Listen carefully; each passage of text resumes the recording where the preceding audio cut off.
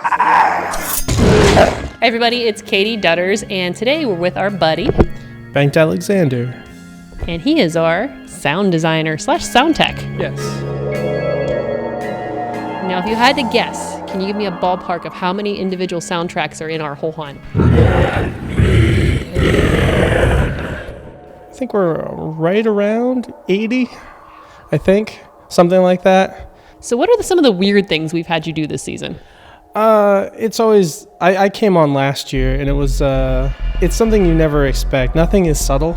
Everything is very, like, over the top. But then it'll be, well, for example, Nina, who does all our pop-ups and animatronic stuff, asked for a ghostly wraith death sound. That was the description, and it sent me down a rabbit hole on YouTube of finding sounds of real death rattles, which I wouldn't have thought I would use, but it works.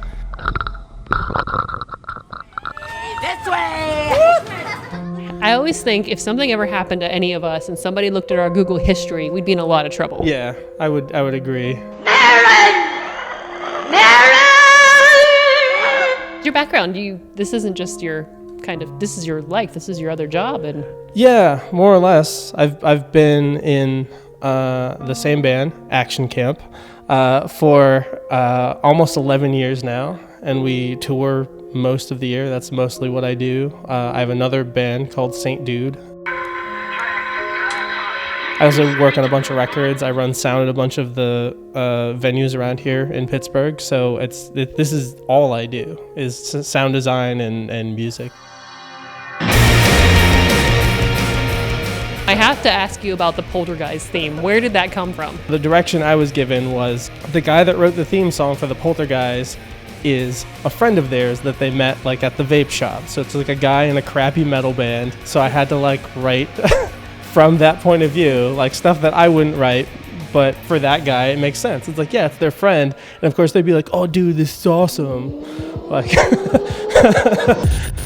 Well, thank you so much for chatting with us, and I'm so glad you were able to explain just the sheer importance of having a good sound tech and having somebody to really put you in that scary environment. And it's not just, I'm here, you're really in it when you have the sounds. Yeah, and when I've gone through and you make the sounds, like that's really what it is. I will sometimes just sit out in the room and go through a couple of rooms, and like you have to get that feeling. Like if I feel uncomfortable being there making them, then usually it works for everybody else.